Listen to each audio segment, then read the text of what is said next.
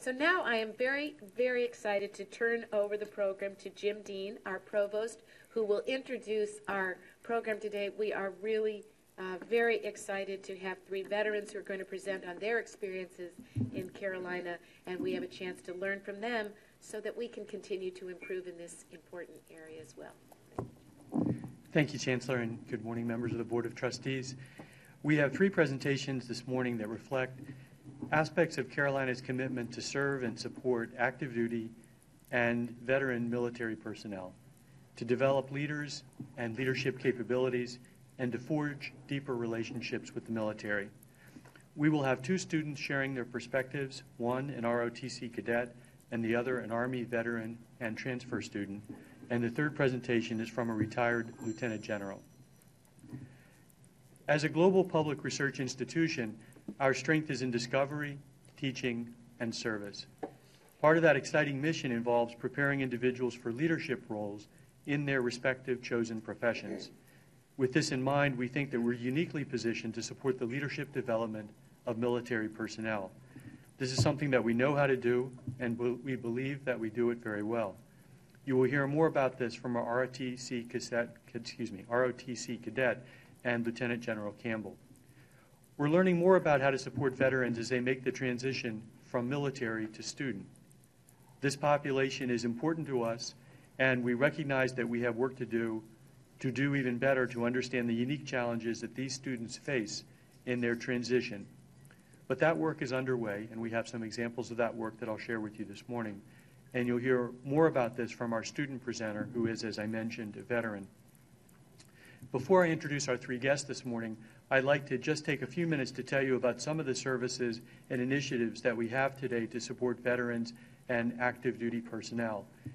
Many of these programs are under the leadership or the direction of Brian Popachik from the Dean of Students Office, who has done a wonderful job in moving us forward in this area. And I don't know if Brian is here this morning. Let's recognize Brian for the work that he's doing.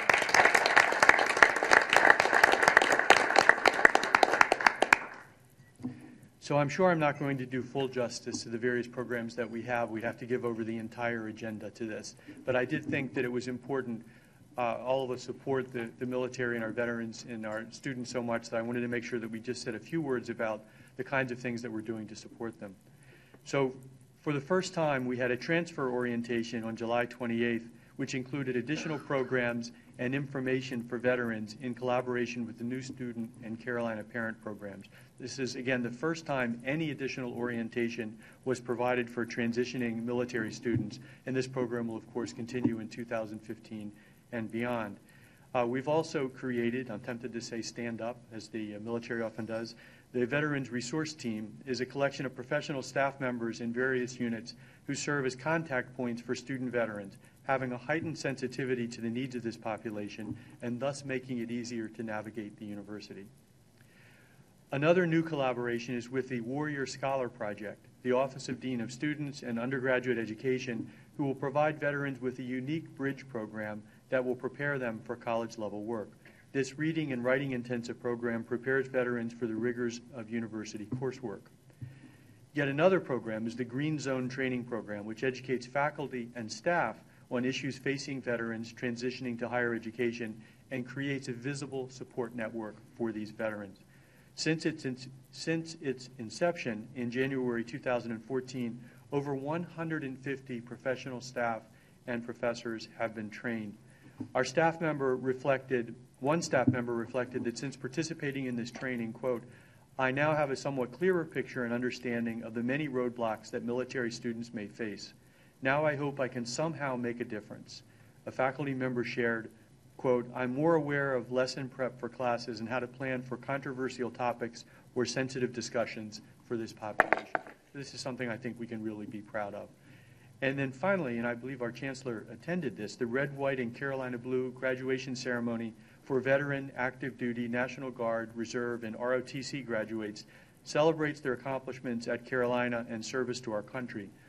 Graduating students were presented with red, white, and blue military honor cords and heard remarks from graduating Air Force ROTC cadet Micah Polson, Carolina alumnus and Army veteran Rusty Edvister, and of course Chancellor Folt. Afterward, Rusty thanked the university, quote, I was very impressed that my alma mater would take the time to call out and thank the veterans, or about to be veterans, for their service. Graduating student and veteran Ricardo Basmaghi later reflected, "I'm grateful and honored to have been part of the ceremony. Everybody involved did a good job." And then finally, before I transition to introducing our special guest for this morning, one exciting initiative that is currently in the works and is something I think we can be very proud of is known as UNC Core, which stands for UNC Flexible Courses for Active Duty Military. This program will build upon existing Friday Center consortia to offer flexible UNC general education courses to serve North Carolina citizens and accelerate degree completion for active duty military.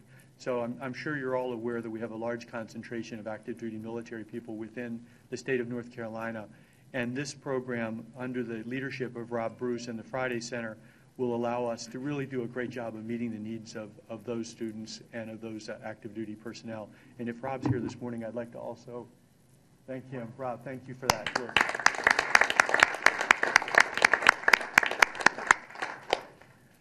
So even with this brief overview, you can see that the university is really, really committed to doing a great job.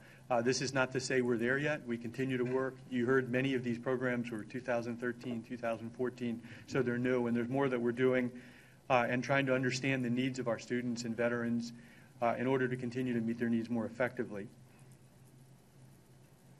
So this morning's presenters, and I'll mention just their names and then I'll introduce them as they do their presentation. So we have, first, I'll mention the names of the three presenters. Lauren Stevenson, ROTC Cadet, Jacob Hinton, who is a senior political science major and U.S. Army veteran, and Lieutenant General Jim Campbell, U.S. Army retired. So we have one young lady who is a current Army ROTC Cadet, one young man who's unfortunately under the weather and can't be with us this morning, Jacob Hinton, who is a veteran and a student.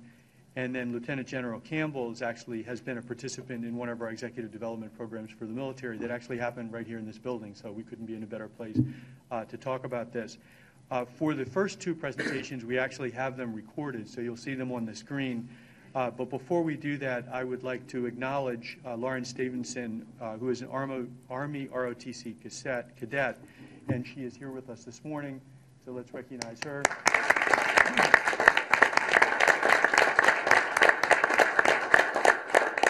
And with Cadet Stevenson this morning is Dan Knott, Lieutenant Colonel Dan Knott, who is the battalion commander here in Chapel Hill. Dan, thank you for joining us this morning.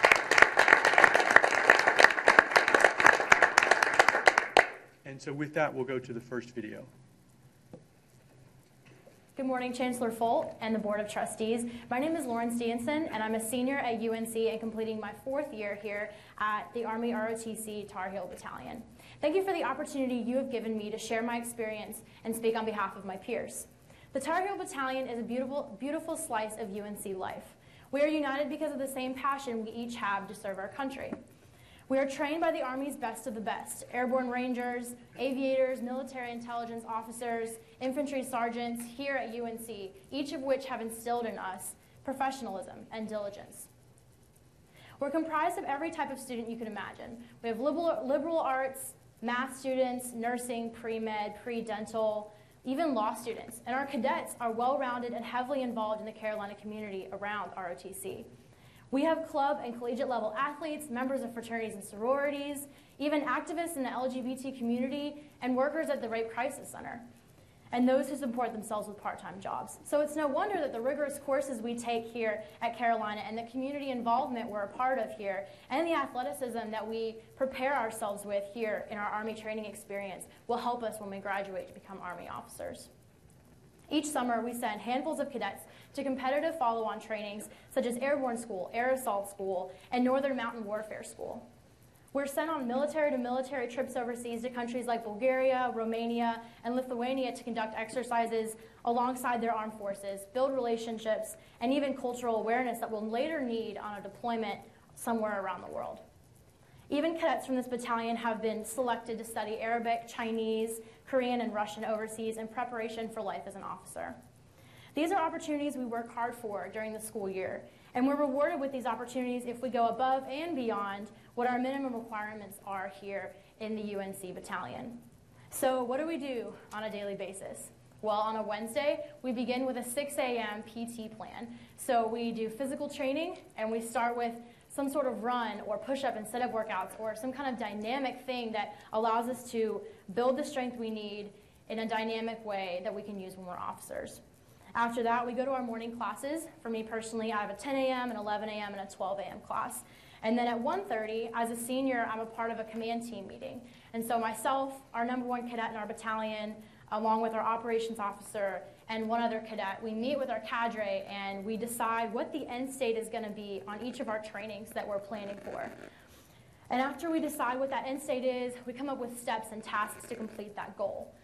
So that's what we do at 1:30 on a Wednesday. And at 2:30 on a Wednesday, we brief our lieutenant colonel on what our plan is for the week 2 weeks out, and then 1 week out. And we have a plan to have everything planned ahead of time and done successfully on our deadlines. And then starting at 4 o'clock, we have our military labs. And this is where we meet together and we use Army tactics in order to develop leadership and kind of combine them together so that we can work together and use that to develop leadership. We also have weekly classes. First years have a 1 credit hour class. Sophomores have a 2 credit hour class. Juniors and seniors have the most rigorous with 3 credit hour classes. And additionally, each cadet volunteers at least 16 hours a semester to help raise funds for our battalion on Saturdays at the football game, during security, or during cleanup the day after. Additionally, we have semester trainings on Saturdays. So about once a month, we'll go to a military installation and we'll do essentially the same thing we've done in our labs. And we'll use the tactics that we're learning throughout our 4 years, and we'll use leadership and those tactics together to lead our troops through like certain missions and things like that. So we do that about once a month, and every November we have like a capstone field training exercise where we spend 3 or 4 days in the field. Because ROTC is a leadership development program, it gradually gives responsibilities to cadets throughout those 4 years. So first years participate in all these events and start to build that strong foundation for leadership by beginning to learn tactics. And then sophomores, they lead small groups of 3 to 4 cadets. Juniors, they're accountable from groups ranging anywhere from 10 to 40 cadets. And during senior year, which is where I'm at, we plan and execute all the weekly and monthly training events for our battalion, using our cadre as guidance and mentors for us. So while learning how to lead, influence, and motivate people, one of the first things that we learn is that good leaders always prepare themselves first and lead by example. This takes extra time in order to plan efficiently and make sure everything is ready to go when it needs to be. Our senior class spends extra time outside of class meeting with cadre, meeting with our peers, and mentoring the cadets lower than us so that we can create the proper training environment that we need to create for everyone. We want to create the most successful training environment that we can so that when we become Army officers and we're put in that position where we're leading 40 men and women on one of the first years of our training, we're ready to go. We have the time management skills that we need. We have the self-preparation that we need. And we have the planning skills that are effective to carry out those life-threatening missions. This is a huge responsibility, and if we don't create good planning habits now while we're in college and the dedication to our job now while we're in college, when are we going to start? So out of my 4 years here at Carolina, this semester has been the most rewarding semester because not only have I just been a part of my senior class, but I was given the opportunity to step up and lead one of our elite teams through our Ranger Challenge competition this semester. I was given the opportunity to lead with our other co-captain, Tyler Miranda, and this required physical training every weekday. We even spent extra Saturdays learning new military skills, had long, hard planning meetings with both my co-captain and our cadre mentor.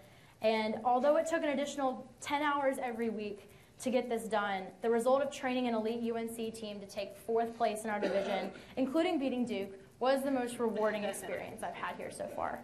And the few mistakes we made in those leadership positions were disheartening, but every successful decision we made that affected our team in a positive way showed me how this entire journey has been worth every sacrifice we've made here to be in ROTC.